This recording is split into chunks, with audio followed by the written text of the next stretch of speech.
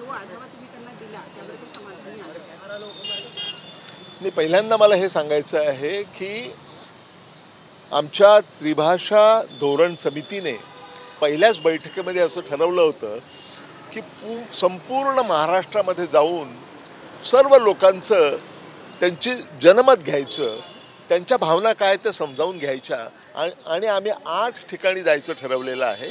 त्यापैकी 3 ठिकाणं कव्हर झालेली आहेत. आम्ही 10 ऑक्टोबरला नागपूरमध्ये होतो, नंतर 31 ऑक्टोबरला आम्ही रत्नागिरीमध्ये होतो आणि 1 नोव्हेंबरला आम्ही कोल्हापूरमध्ये होतो. 13 नोव्हेंबरला आम्ही नाशिकमध्ये असणार आहोत. 11 नोव्हेंबरला 13 नोव्हेंबरला आम्ही पुण्यामध्ये असणार आहोत. नंतर सोलापूर आणि शेवटी आम्ही मुंबईला येणार आहोत.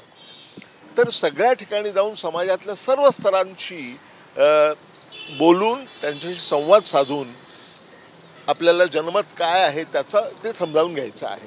त्यासाठी आम्ही 4 प्रश्नावली तयार केलेल्या आहेत. या समितीची स्वतःची एक वेबसाईट आहे. त्याचं www.tribhashadoransamiti.mahaIT.org बरोबर आहे ना? त्रिभाषा धोरण समिती. ओके.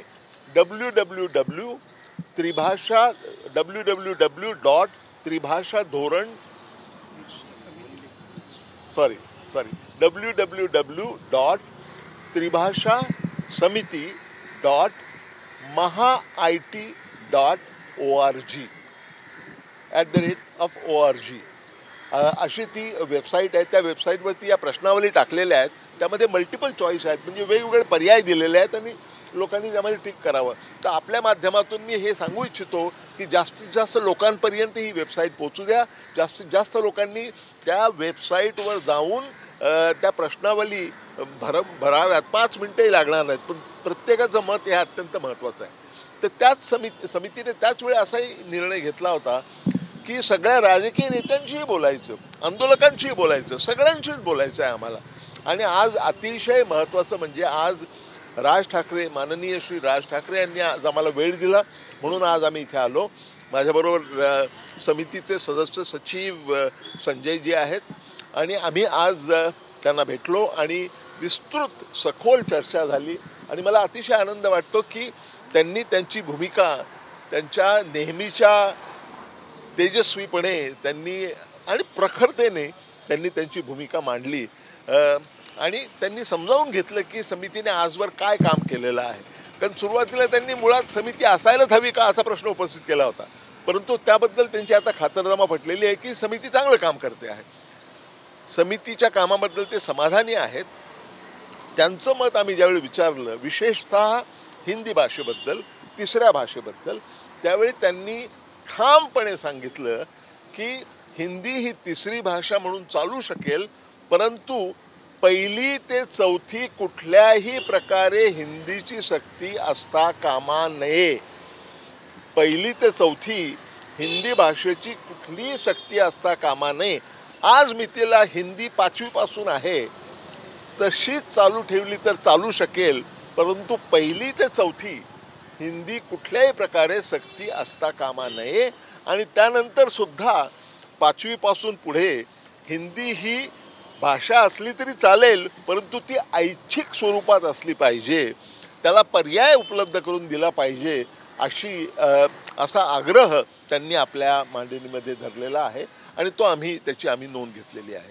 एकंदरीत काय तर अतिशय खेळीमेळीच्या वातावरणामध्ये आणि अतिशय सखोल अशी चर्चा झाली आणि त्या चर्चेतून जे निष्पन्न झालं ते मी तुम्हाला सांगितलेलं आहे. मला जे पटलं वाटलं ते मी तुम्हाला सांगितलेलं आहे. त्यांना मी विनंती केली की तुम्ही सुद्धा येऊन बोला लोकांशी, म्हणजे आपण दोघे बरोबरच बोलतो असं होईल. ते म्हणाले मी त्यांच्यापासून लांब राहतोय सध्या, तर तुम्हीच सांगा त्यांना आपली बैठकीत जे ठरलं आहे ते. संजयजी, मी सांगितलेलं होतं ते बरोबर आहे ना? All right.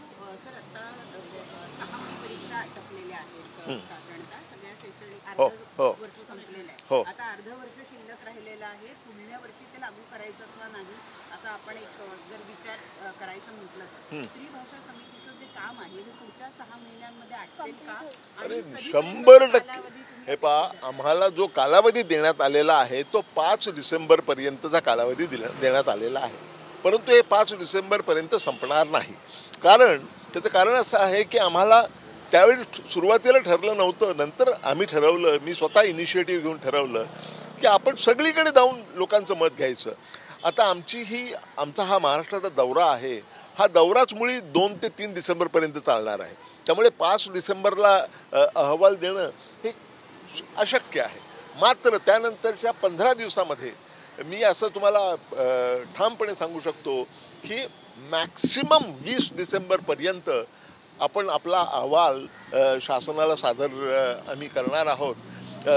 तसा आमचा प्रयत्न आहे आणि तो अहवाल कुठल्याही दडपणाखाली असणार नाही, कुठल्याही पूर्व नियोजित प्रकल्पाचा भाग असणार नाही. याच्यावरती खूप लोकांनी टीका केलेली, यामध्ये हे असेल किंवा ते असेल किंवा हे असणार नाही ते असणार नाही. मी तुम्हाला खात्रीपूर्वक सांगू इच्छितो की अत्यंत प्रामाणिकपणाने, अत्यंत आपुलकीने सगळ्यांच्या भावना लक्षात घेऊन आणि सर्वात महत्त्वाचं म्हणजे महाराष्ट्रातल्या सर्व विद्यार्थ्यांचं, विद्यार्थिनींचं अंतिम हित लक्षात घेऊन हा अहवाल तयार करण्यात येणार आहे. हा अहवाल किती महत्त्वाचा आहे हे तुम्ही जाणून घ्या. माननीय मुख्यमंत्र्यांनी जाहीर केलेलं आहे की ही समिती जो निर्णय देईल तो आम्ही स्वीकारणार आहोत. त्यामुळे आमची जबाबदारी वाढलेली आहे असं मी मानतो. आणि ही वाढलेली जबाबदारी तुम्ही कल्पना करा की आज मितीला महाराष्ट्रामध्ये शालेय शिक्षण घेणारे 2,12,00,000 विद्यार्थी आहेत आणि हा अहवाल 20 वर्षांपर्यंत टिकेल असं जरी आपण गृहीत धरलं, जे सहज शक्य आहे, तरीसुद्धा साधारण 42 ते 44 कोटी बालक बालिकांचं भवितव्य घडवणारा किंवा बिघडवणारा अहवाल असणार आहे. आणि तो घडवणारा असो, सकारात्मकरित्या घडवणारा असेल, याची ग्वाही मी तुम्हाला या निमित्तानं देऊ इच्छितो. 20 तारखेपर्यंत अंतिम अहवाल होईल, 20 डिसेंबरपर्यंत. हो. तर 3 शहरांचा तुमचा दौरा झालाय, निरीक्षण साधारण काय आहे त्या संदर्भात? उत्तम प्रश्न आहे. सर्वसाधारणपणे मला असं वाटतं की 90% जास्त पार्टिसिपंटचे सहभागी झालेल्या 90% जास्त व्यक्तींनी, मी जे बोलतोय ना ते तिथे मी जे ऐकलं त्यावरून बोलतो आहे. त्यांनी जो डेटा दिला तो ॲनालाइज करायचं काम चाललेलं आहे.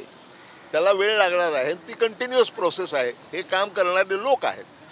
परंतु या 3 बैठकांमध्ये सकाळपासून संध्याकाळपर्यंत तिथे बसून मी जे ऐकलं त्यावरून जे प्राथमिक निष्कर्ष काढले, प्राथमिक निष्कर्ष लोकांच्या मनात काय आहे त्याबद्दलचे, माझ्या मनात काय त्याबद्दलचे नाही, लोकांच्या मनात जे आहे त्याबद्दलचे प्राथमिक निष्कर्ष जे मी काढलेले आहेत ते असे आहेत की साधारण 90 ते 95% लोकांना 5वी पासून हिंदी हवी आहे, चालू शकेल.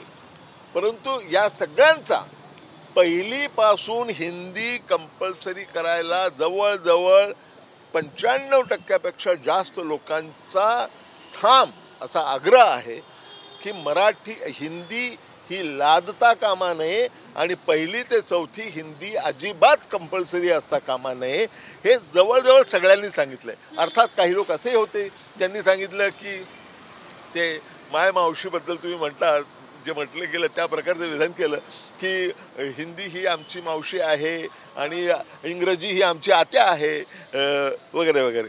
तर त्यामुळे मराठी बरोबर काही लोकांचा युक्तिवाद असा आहे की जर इंग्लिश तुम्ही परकीय भाषा जर 1लीपासून कंपल्सरी करता तर मग देशामध्ये 44% लोक जे बोलतात ती हिंदी भाषा 1लीपासून कंपल्सरी का नको, अशा प्रकारचा प्रश्न उपस्थित करणारेही लोक होते. परंतु ते मुठभर होते हे मला प्रामाणिकपणे नमूद करायचं आहे. अर्थात यांनी त्या रिपोर्ट्समध्ये आपापल्या निवेदनामध्ये काय लिहिलं आहे त्याचा अजून विश्लेषण व्हायचं आहे. पण तिथे जे बोलले त्यावरून मी हा निष्कर्ष, हा तात्पुरता जुजबी निष्कर्ष काढला, तो मी तुमच्यासमोर मांडलेला आहे. ठीक आहे.